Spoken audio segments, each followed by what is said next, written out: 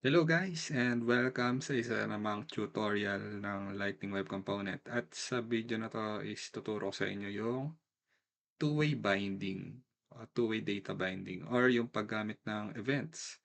So kung last time napapansin nyo is meron tayong first name na property dito sa JS. Then binato natin siya rito sa HTML.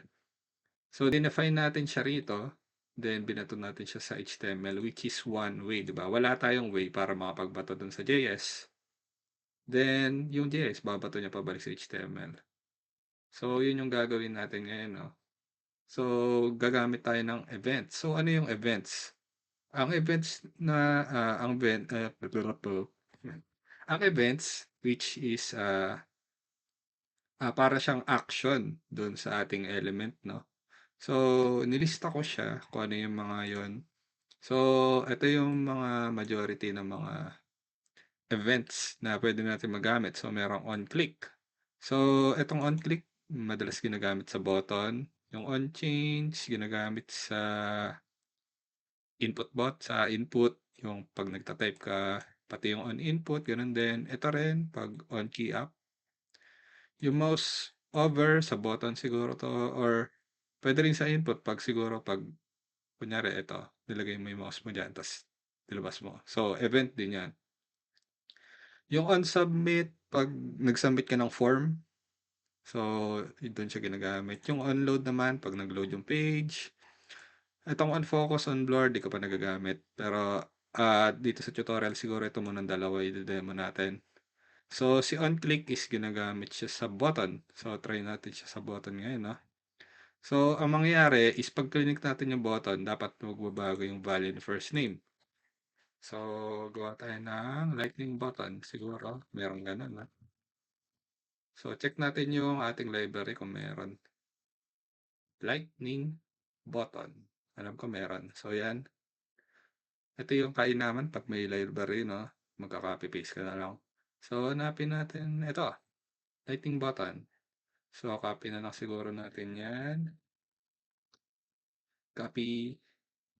Then, paste natin siya rito. Then, edit na lang natin. Depende sa pangailangan. So, huwag mo niyo munang tignan yung mga variant label na yan. So, yung label siguro, baguhin natin. Gregorio. Palit natin Gregorio.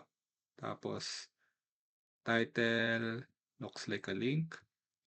So, itong on-click, ito yung event. So, ibig sabihin lang nito, pag clinic mo, may gagawin siya. Which is itong handle click. Na ito yung i-define natin doon sa ating JS. So, okay na siguro yan. Copy na lang natin tong name. Then, i-define natin siya rito sa ating JavaScript file. So, handle click. Then, itong handle click is meron siyang parameter or argument. Depende sa JavaScript sa JavaScript, sa programming language na nakasanayan nyo. Argument or, nakalimutan ko na. Basta, argument or ano siya, parameter. Yan. Basta, ano ba pinagkaiba ng dalawa yan? Alam ko, argument is, ano, di ba?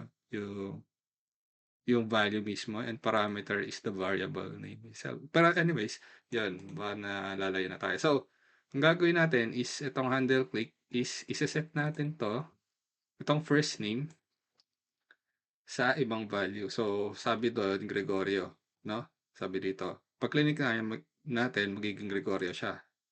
So, para mabago natin itong property is, ang gagawin lang natin is this, that, yung pangalan ng property. So, ayan, na automatic na sinasuggest niya kasi bobo daw ako. Ito yan, bobo. Ayan, lagay mo na daw. So, ito yung magiging, ah, ito yung ilalagay natin para ma-change natin yung value niya. So, this that first name, ibig sabihin, i-reference natin yung first name na itong class na to, which is ito. Then, dito sa event.target.value. So, yung event is, ito yung event mismo. Ito yung on-click mismo. Tapos, may target yan. So, yung target, ibig sabihin, saan nagmula yung event. So, nagmula yung event dito. Then, wala siyang value. So, lalagyan natin siya ng value, no? So, ang value natin is Gregorio, kung di ako nagkakamali. Dapat kagana na 'to. So, yan. So, ang magiging value ng first name is Gregorio. So, deploy na natin. Then, hopefully, gagana na siya sa org, no? Kasi,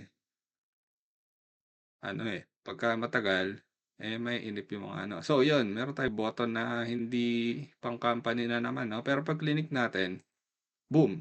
So, yun, nag-iba siya, di ba? Naging Gregorio siya. So, upon clicking, so, dagdag tayo ng iba, no? Kunyari, dalawang button yan. So, dito, RB. Label niya RB. So, um, handle click, no? So, eto, dalawang instance siya ng button, di ba? Magkaiwalay na button siya. So, makikita nyo yung target, nag-iiba, depending kung saan siya nanggaling, di ba? So, deploy natin to para makita natin kung nagbabago talaga siya. Hopefully, nagbabago agad. Yun. So, meron tayong dalawang button. Gregorio, RB. Gregorio, RB. RB, Gregorio, di ba? So, yun yung event na on click. So, tapos na tayo dyan. And delete natin. Doon tayo sa pangalawa. Ano yung isa? On change. So, I think lightning input siya, no? Tapos, ayan. Hindi ko alam ba't nag-automatic siya. Pero on change, ibig sabihin, pag nagbago yung value na ito, yun yung magiging value ng first name. Well, define natin siya dito sa handle change name. So, baguhin natin. Handle change name, then event as parameter, then yan. So, same din naman siya na nag-iba lang yung ating function name. Pero dito, syempre, wala siyang value. So, tingnan natin kung gagana siya, no? Deploy natin agad ng ganyan nang walang value. So, yan. Try natin. Reload natin siya. At ito na naman tayo. Post ko lang para di sayang data nyo. So, ayan. So, yun. Meron tayo dito. Hello, RB. So, try natin baguhin kung mag-iba. Oh, nag-iba siya. Hindi ko alam kung bakit. Pero siguro dahil dito sa ating event na on change. So, dito, nirector kasi natin na magbabago yung first name. Then, ito kasing first name is naka-reference naman siya rito. So, pag nagbago siya rito, yun yung magiging value doon sa ating text, no? So, hindi na natin siya kailangan na lagyan ng value dito, ano? Kasi on change, automatically naman pag binago mo yung input, magbabago na rin siya at nag-text ng aking jowa. So, signal na yon para ako ay mag-out. So, on the next video na lang tayo, guys. Pow!